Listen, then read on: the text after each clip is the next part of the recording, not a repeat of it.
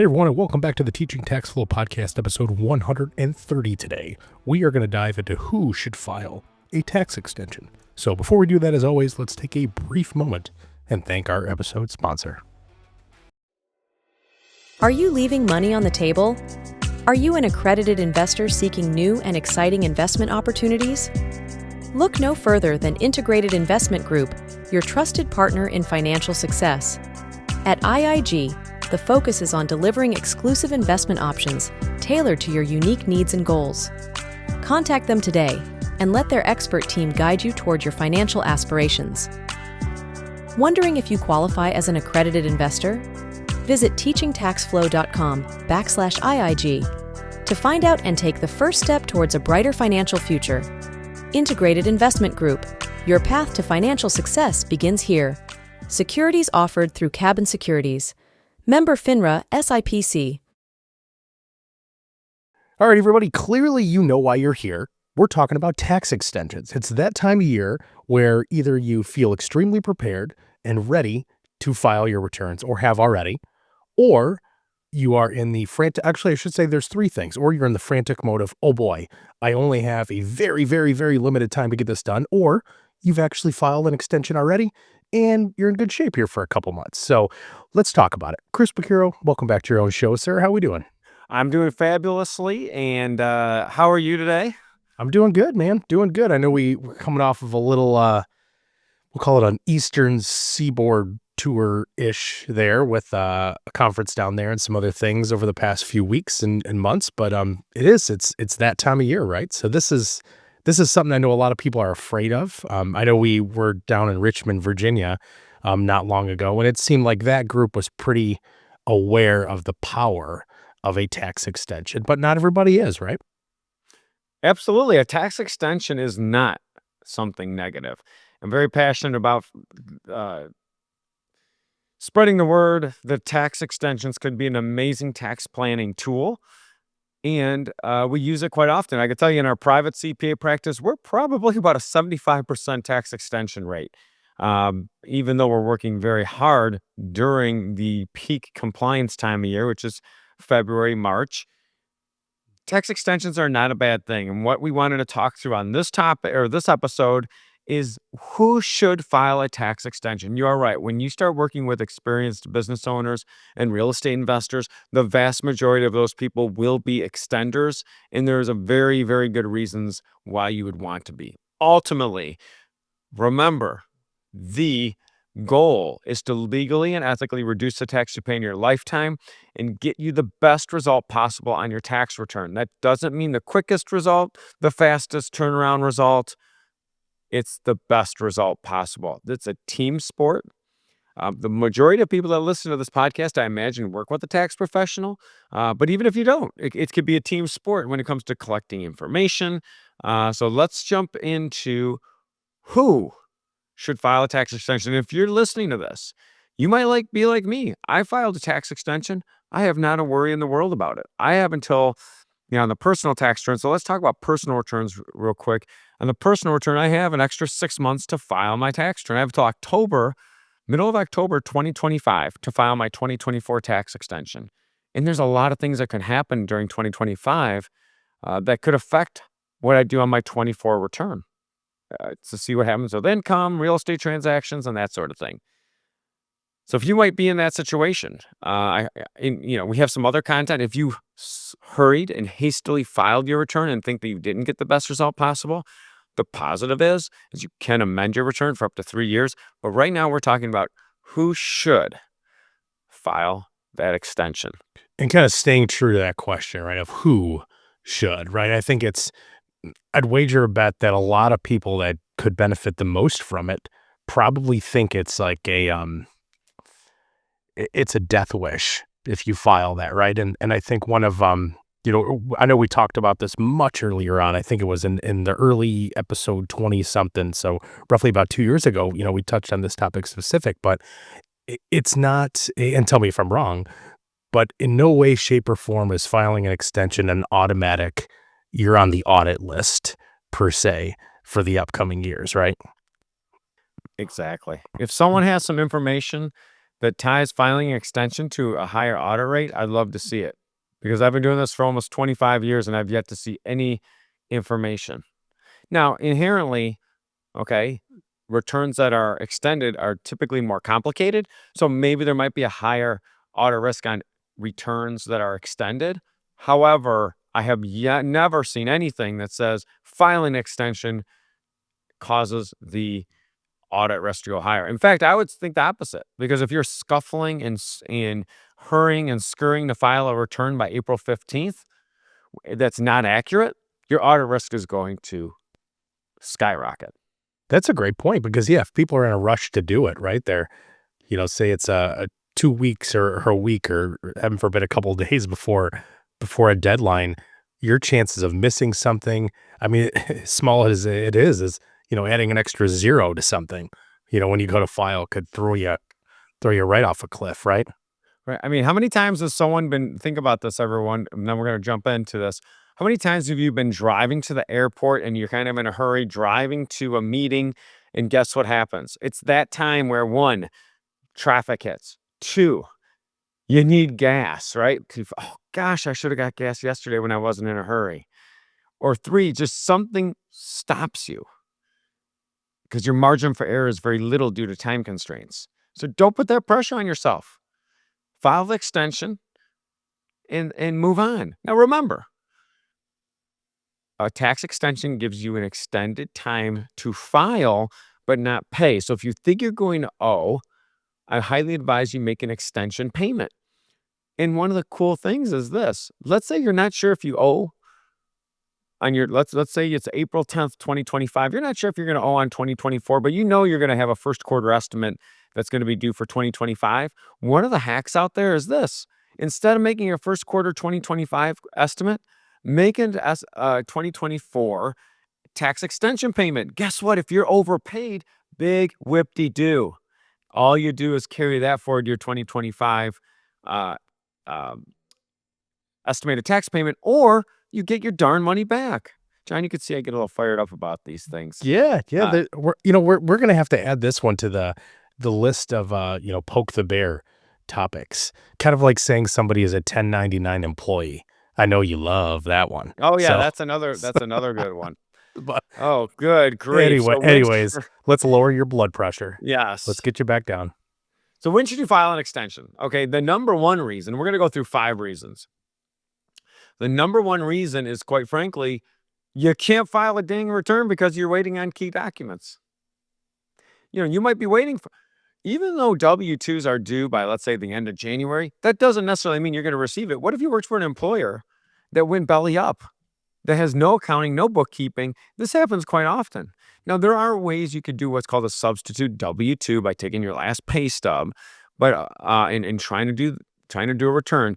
But you might be waiting most likely for K-1s.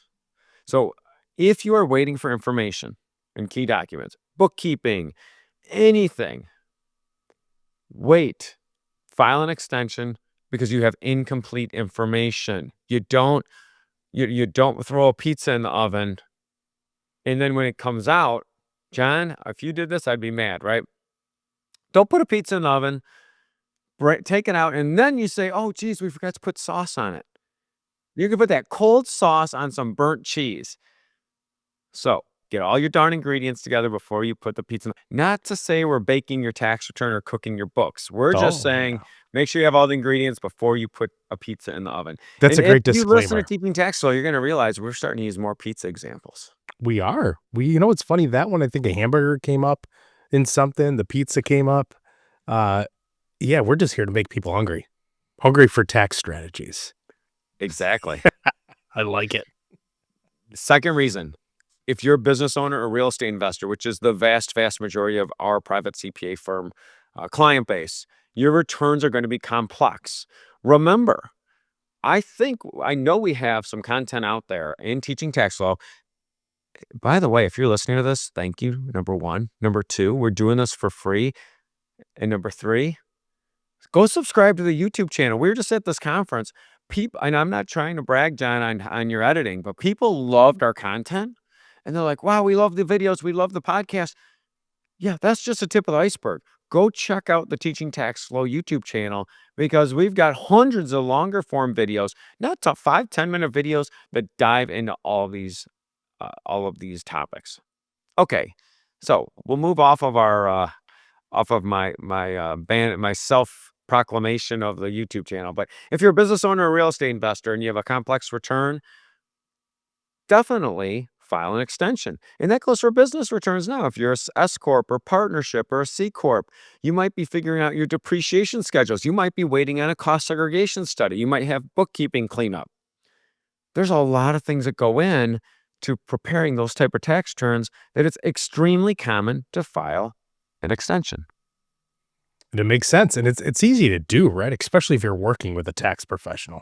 You could say, "Hey, you know what? I mean, maybe this is bad advice. This is coming from the marketing guy. I know, Chris, you guys in your private practice, right, is I wouldn't say that you assume an extension, but I think it's just kind of built into y'all's workflow, right? Like you have that understanding, the client has that understanding where it's not, where's your stuff? Where's your stuff? Where's your stuff? Okay, oh crap. What can I do now? Oh, let's file an extension. Like everybody knows it's kind of coming. And like you mentioned too, it gives you the opportunity to take care, or I should say take advantage of a lot of opportunities that would have been missed. So I think, somebody that's working with a tax pro already, if you haven't filed an extension in the past, maybe talk to them about it. Probably not on April 14th, but at some point, leading up to that date. Yeah. How many times you've been to a restaurant and the restaurant gets behind? You complain to the waiter or waitress. They hurry up and get your food out and it's wrong, right? You don't want that situation. Do you want your tax professional half awake on April 11th, pounding down coffee at, 9:30 at night, working on your return, your biggest bill of the year? You have someone working on that's half awake, that's super competent. And if you just waited 2 weeks, you're going to get their best. Not smart. Another food and restaurant reference, by the way. Hey, it's easy. It's easy to make. All right, the third thing kind of ties in with the second thing and the first thing, but let's say you're planning a major deduction or strategy. We talked about cost segregation studies. You might have a cost segregation study that you're using for the previous year that you're still waiting on the report to come in. That's normal when you own a business or have real estate. You might be funding a retirement account. Guess what? For many self-employed people, if you file a tax extension, that gives you extra time to contribute to your retirement account from the year before. So the fact of the matter is, give yourself more time by filing the extension if you're looking at implementing a tax strategy that you can implement post year end. And actually, John, you referenced a wonderful trip to our friends in Richmond, Virginia, in a real estate, we'll just call it, say it out, Deal Makers real estate group. That many of those people have extensions, and many of those people wanted extra time to implement the strategy. So if you're planning a deduction or strategy that's major, file the extension. Hey, Chris, if I could play off that here for a quick minute too, again, kind of, we had a table there. You were speaking at some of them, and a lot of the times, I found myself kind of hovering around our table a little bit, and then obviously eavesdropping at some conversations that you were having with some attendees there. And again, back to that audience, very well versed in what they do. They are, and I wouldn't even say a lot of them are just real estate investors. A lot of them are like masters of real estate investing, we should say. And it was very interesting to me to listen.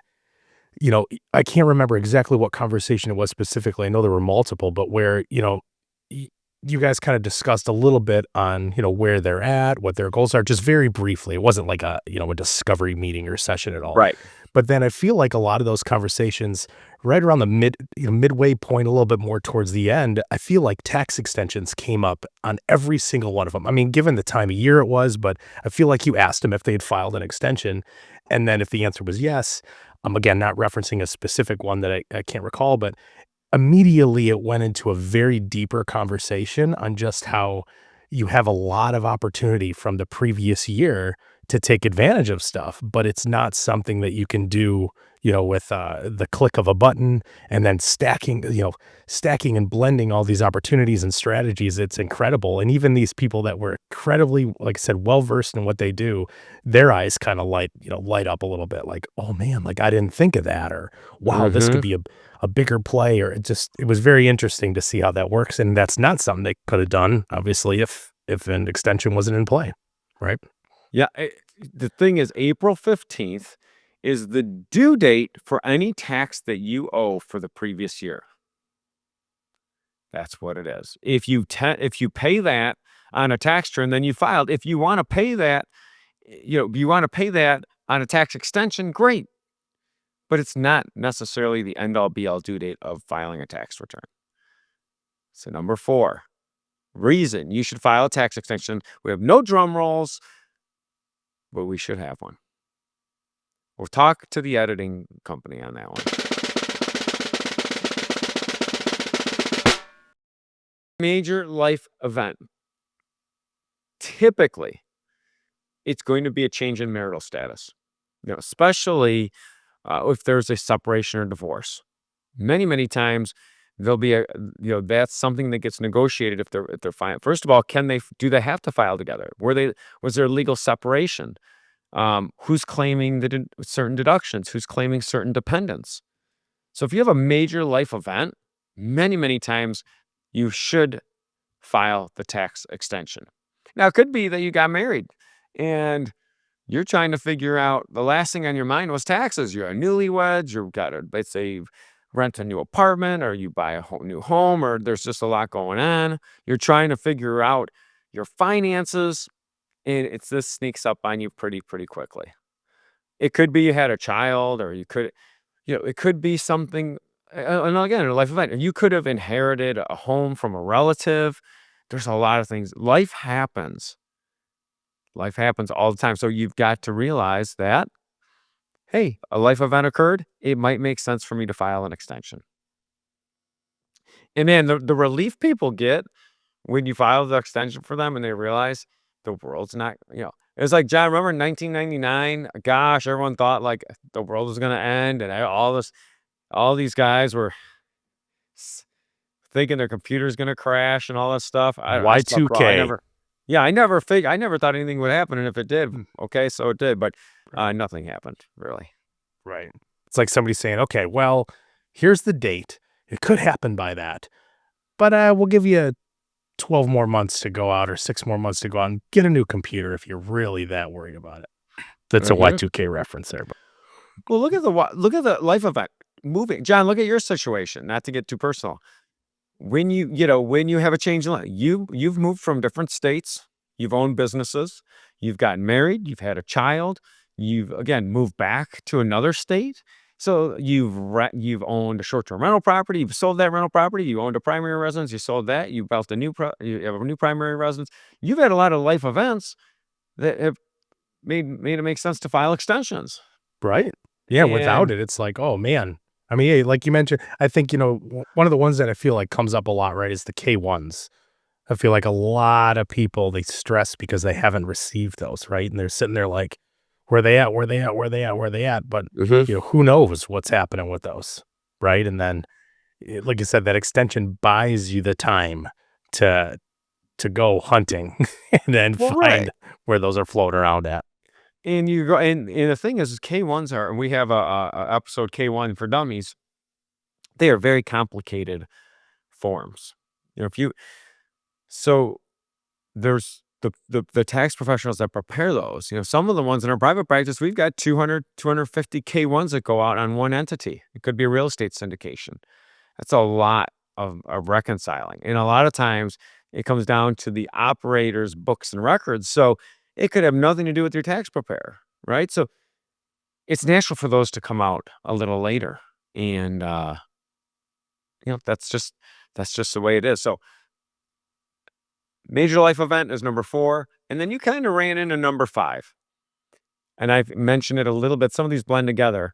When you're driving, when you don't leave yourself enough time, let's say you're rushing your child to a practice, you're going to a meeting, you're meeting your friend for a coffee, it always happens. There's always, oh, I got there, but I can't find parking. Oh, I need gas. Oh, there's traffic. You're rushing or stressed.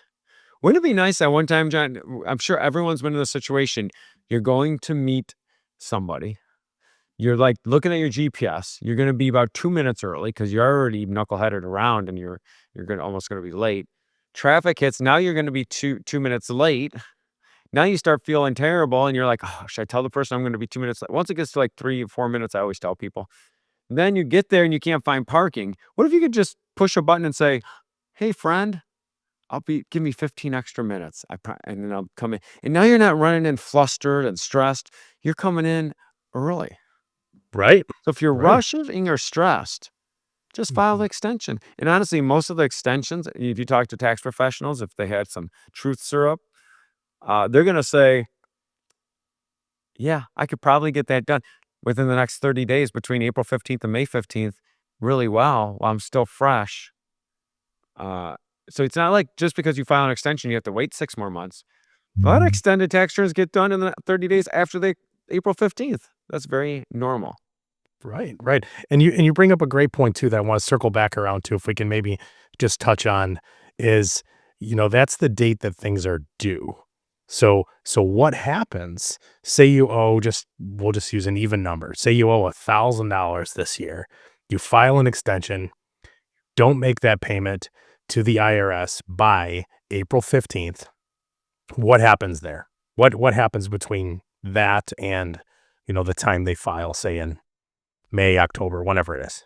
All right. So you're saying So they you did make the payment and you Or file a they month didn't later? make the Oh payment. gosh, you'll probably get penalized. Like, it depends on how much you owe, but let's say a couple percent. Let's say if Okay. you owed the $1,000, you'd probably pay in $30 a penalty in all reality. So there is the penalties, and that's what I was getting at, is the penalties that are being added on top of it. It's not a get out of paying jail free card. It's a Right. get out of filing jail free card. The Right. You payment still have to is still pay good. by April 15th, but you can file an extension.